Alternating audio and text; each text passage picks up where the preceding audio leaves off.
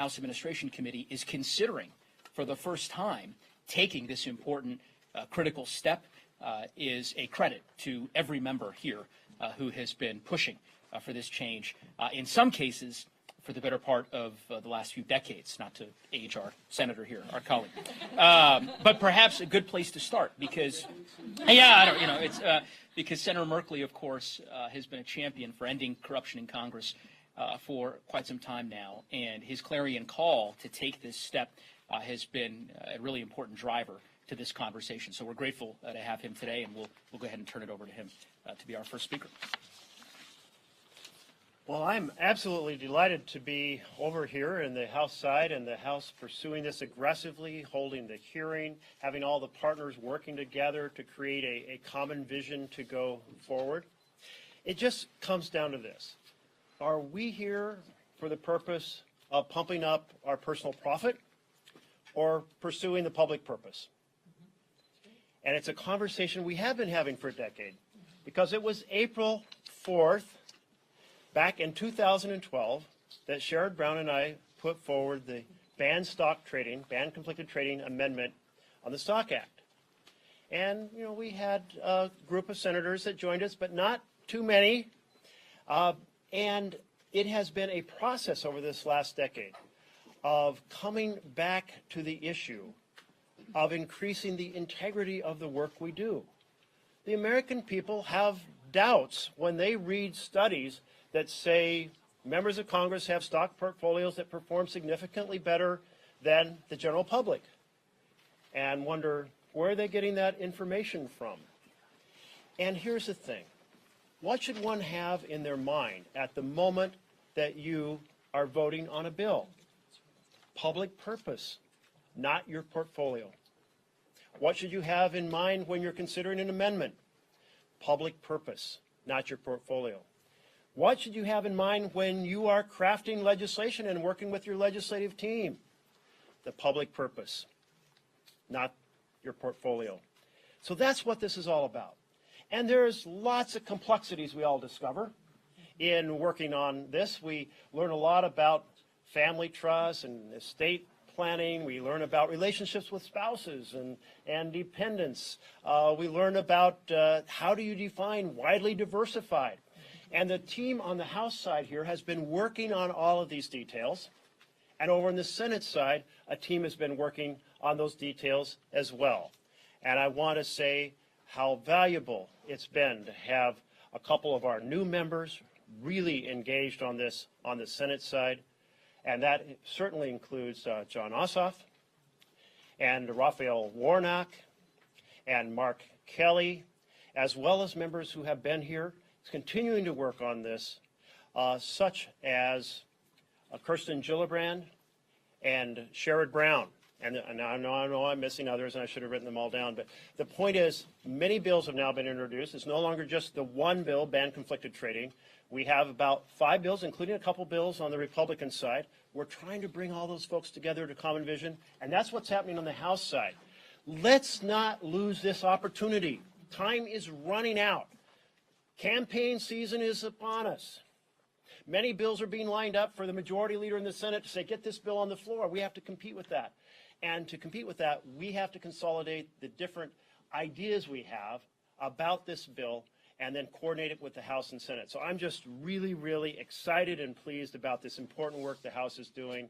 I'm excited about the work the Senate is doing, and we must get this done. This is the year to make it happen. The 10-year anniversary of the initiation. Let's not wait another second. Thank you. Thank you, Senator. One of the reasons why that team is so large is because of a great colleague of mine from the state of Virginia who has worked really hard to broaden the coalition in support of this important issue, and that's Representative Abigail Spanberger. Thank you very much for being here. Thank you to everyone who's been focused on this issue, the House and the Senate, and most importantly, the American people. I think you all are here today because the American people are interested in what it is that we are doing, the decisions that we're making, and how it is that we are ensuring that when we are making decisions, and I wanted to do a call and response with you, Senator, it is for the public trust and not our portfolio. And the bill that I introduced a bipartisan bill which gets at this, came about in 2020 when I was talking with a Republican counterpart, Chip Roy from Texas, when all those early reports were coming out, right? It's the early days of COVID, and there were press reports that so-and-so was buying this stock or selling this stock. And we were getting feedback from constituents, and frankly, looking at the circumstances saying, holy smokes, we have this impending sense of worry about what might be befalling our country. We're going to briefing after briefing about this unknown virus, a world away, and people are buying Pfizer stocks, and people are buying Clorox stocks, and people are buying stocks that, we would come to realize really are related to a global pandemic. And there was a level of disappointment about, it's not even whether or not it's intentional. And much of the hearing, and I sat in for part of it earlier today, was talking about insider trading. We are in positions of public trust. We have chosen to go through the process of running for office, of asking our constituents for votes, of campaigning nonstop, month after month, year after year. So I do not think it is too much to ask for us to say, if we want you to put us in this position of public trust, we need to take proactive steps so that no one has even an inkling of doubt in their mind that we are not every day making a decision in the interest of that public trust that we have been granted by our constituents and not focused on our portfolios. And as long as there continues to be this perception that Congress is putting ourselves first, putting our portfolios first, then there is something we should do affirmatively, and this is it, right? Banning members of Congress from buying and trading stocks. And there's a variety of different proposals, and they spoke about that, the witnesses at the hearing. But the principle that we are here united to advocate for is banning members of Congress from being able to buy or trade stocks because it matters to people. And that, I think, at a time when Congress continues to have pretty low approval ratings, for us to be able to say it is not just impropriety that we are avoiding, it is also the perception of impropriety. And that is a standard that all of us, when we make the choice to run for office, should be willing to meet. That perception is important because the perception is what engages our constituents in our democracy or makes them say, I want no part of that politics. So I'm so excited that we continue to push. Priorities, of course, have to be members of Congress, their families, their spouses, their dependent children, because we need to do everything we can do to affirmatively demonstrate that we are worthy of the trust that we are asking from the American people. There are a lot of jobs in the United States of America, and there are certain hurdles to get here in our campaigns. And if this is one more that seems insurmountable for some of our colleagues, then I would respectfully state that I think that might be an okay reality for me. And with that, I thank you all for being here. Thank you to Abigail. Very well said. Our next speaker is my partner in crime on the House companion bill to the Ban Conflicting Trading Act, who really has used her platform in such an effective way at amplifying the need for this important reform, and that's Representative Ocasio-Cortez. Thank you so much. Thank you so much, Joe. Thank you, Senator Merkley. Thank you to all of our House colleagues. I mean, we're all here for the same purpose. And Representative Spanberger said it so well, that this isn't just about actual impropriety, but this is about the perception of impropriety. Because in doing so, we're able to tackle two issues at once. One, legitimate concerns about conflict of interest, whether it is a member being able to have access to things like, briefings that require security clearances, and being able to kind of commingle both that experience and the ability to trade stock. Not only that, but also the consideration of having any sort of stock while you are voting on legislation before the House.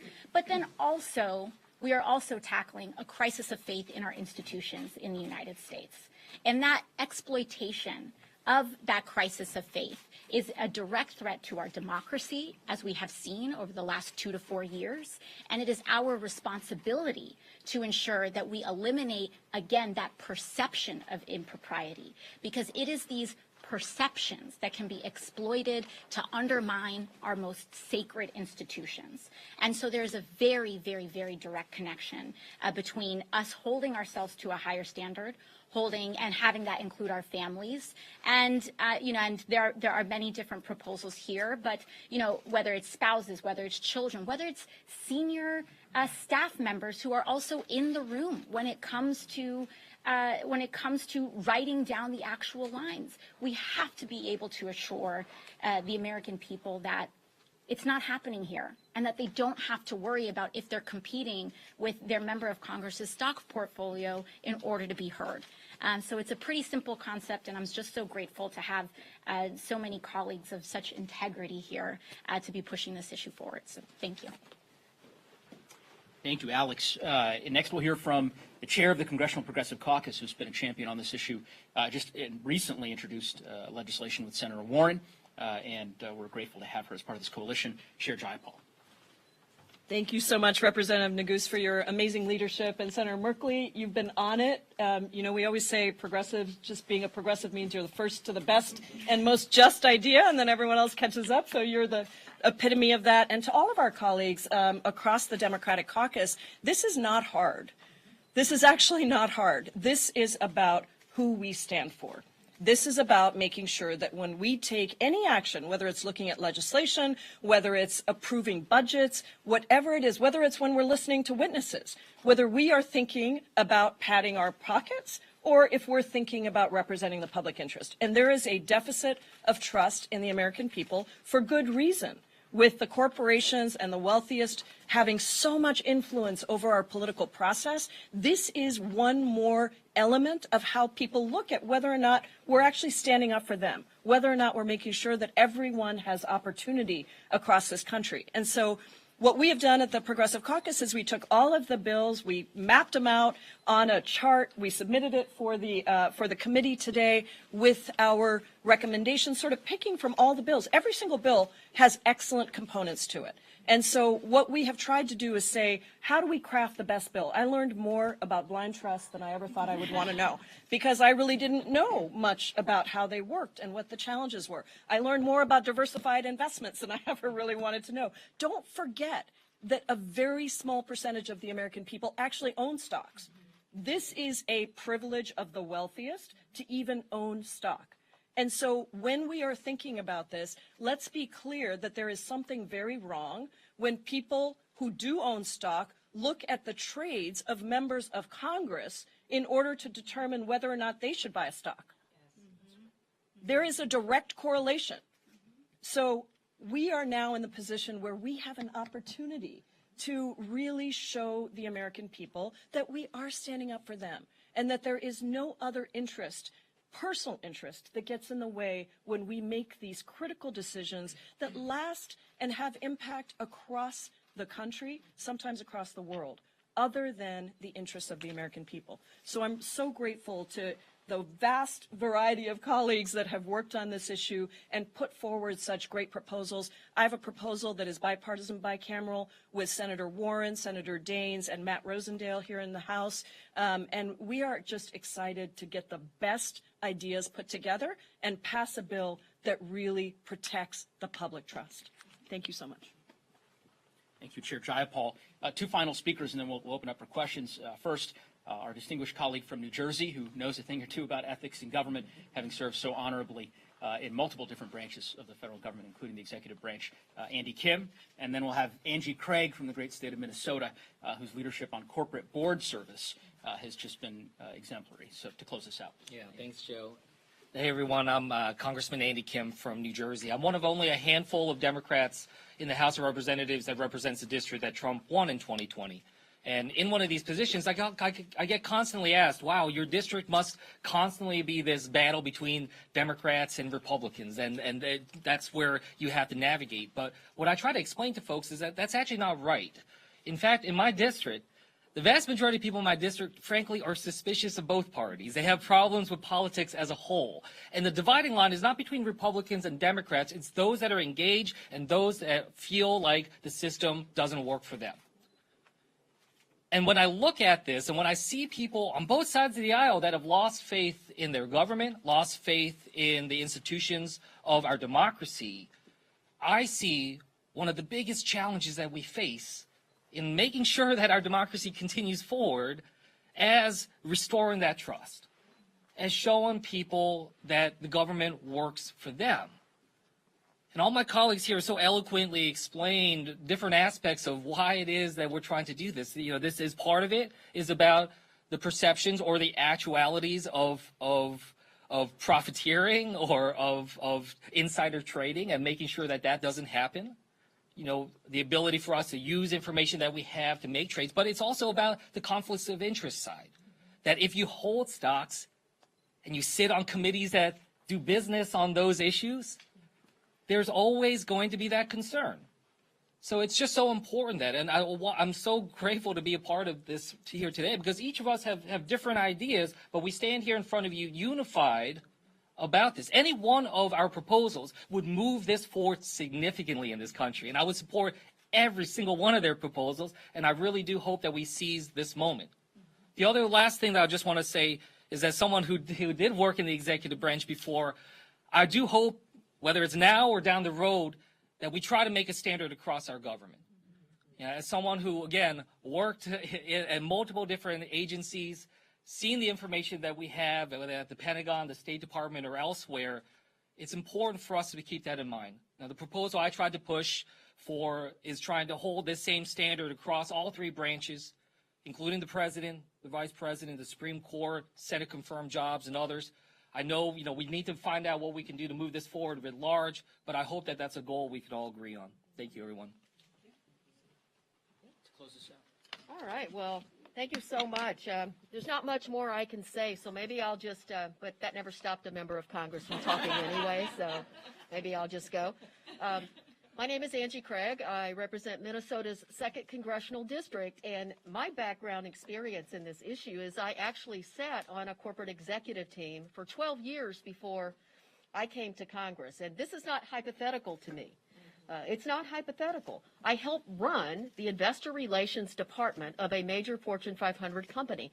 I know that information moves markets and it moves stocks. That's why when I first got here, I wrote something called the Humble Act, which as part of it would ban members of Congress from owning individual stocks. And it's also not hypothetical to me because before I was sworn in to Congress, I had stock from the company I had worked for 12 years. I had stock options from that company as well. Every single one of those shares were sold in the open market before I stepped foot into the U.S. Capitol. Every single one.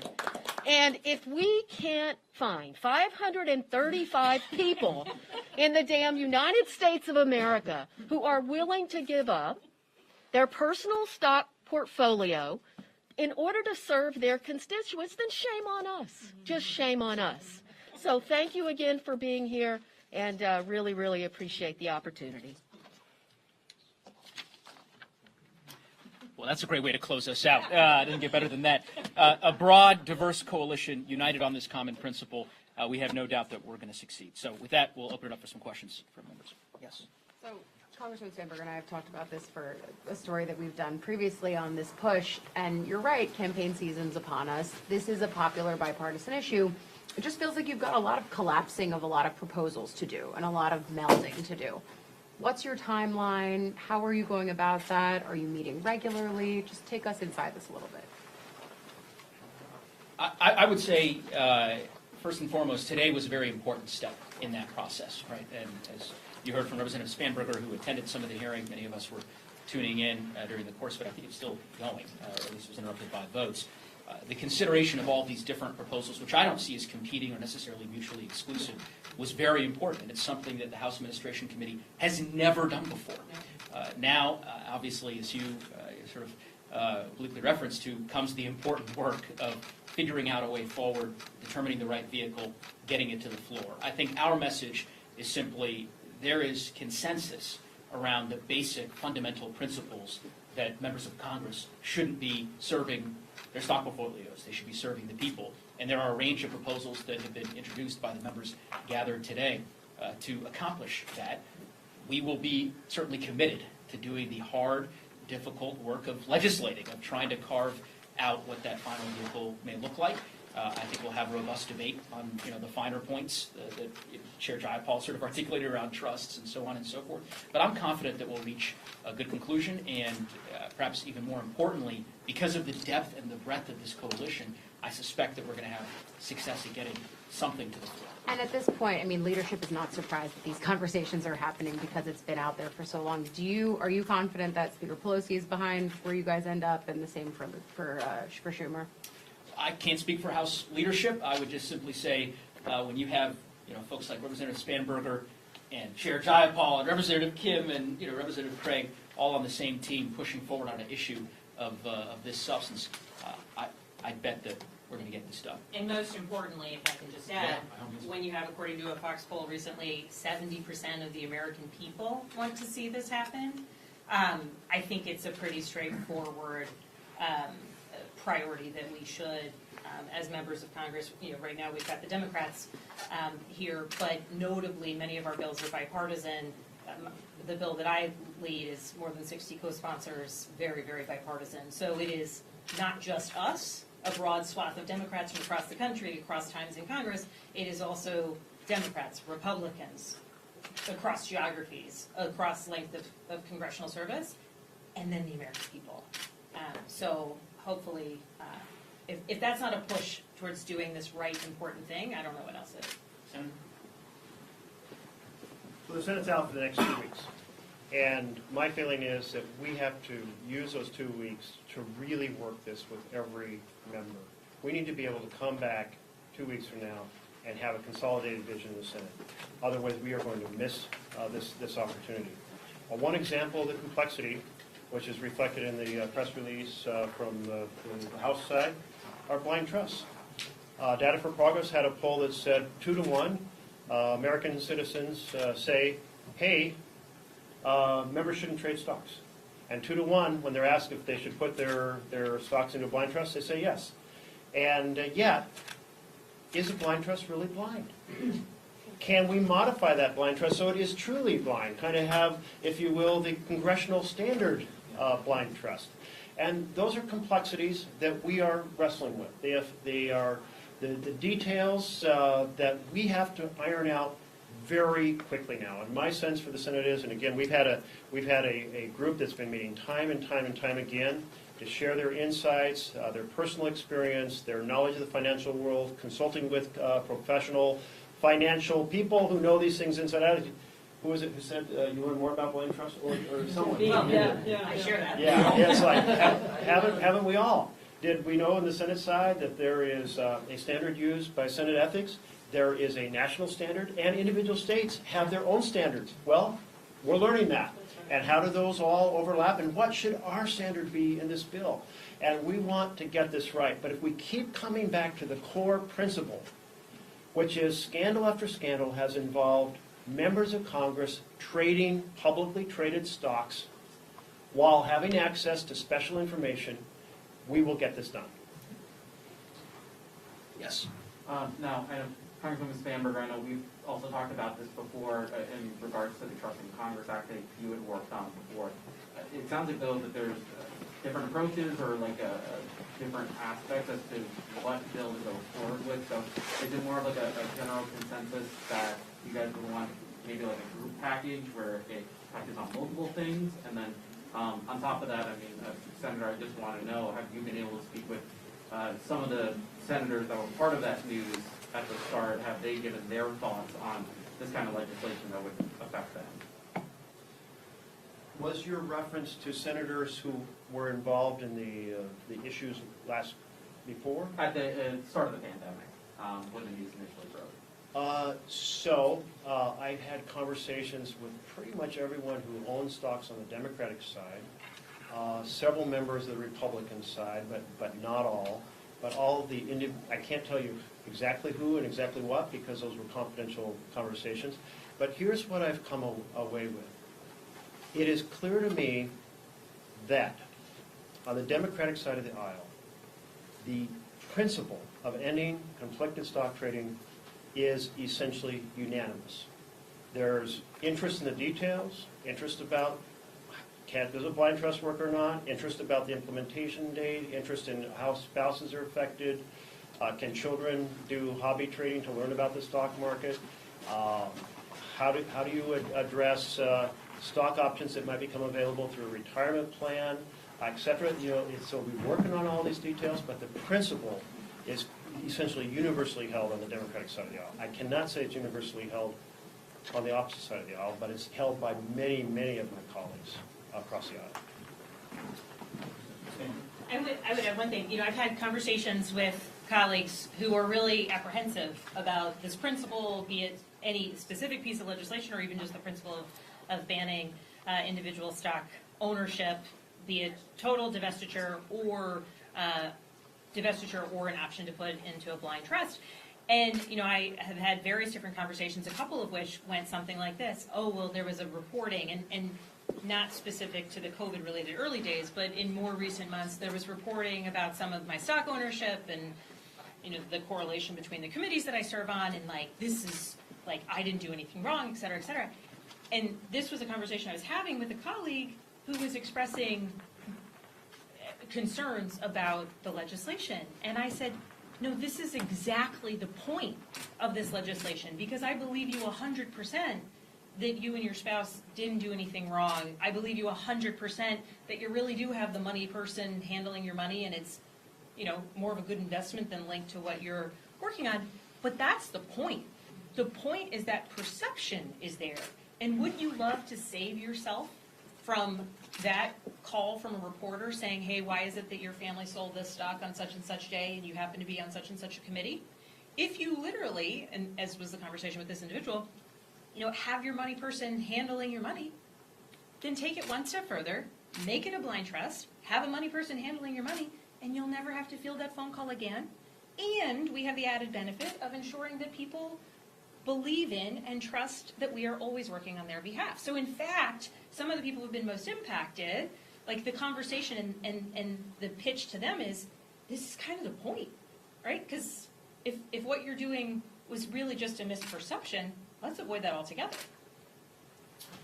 We've lost Senator Merkley, unfortunately, because he's got a vote to confirm the first black woman as Supreme Court Justice today, and House votes were just called. So what we will do is welcome you to come with us as we walk. I just wanted to ask about COVID funding, leaving town before any COVID, the extra $10 billion that the Senate agreed to. They're not voting on it. It's not going to the House, and now Speaker Pelosi has COVID. Fortunately, she is symptomatic and okay.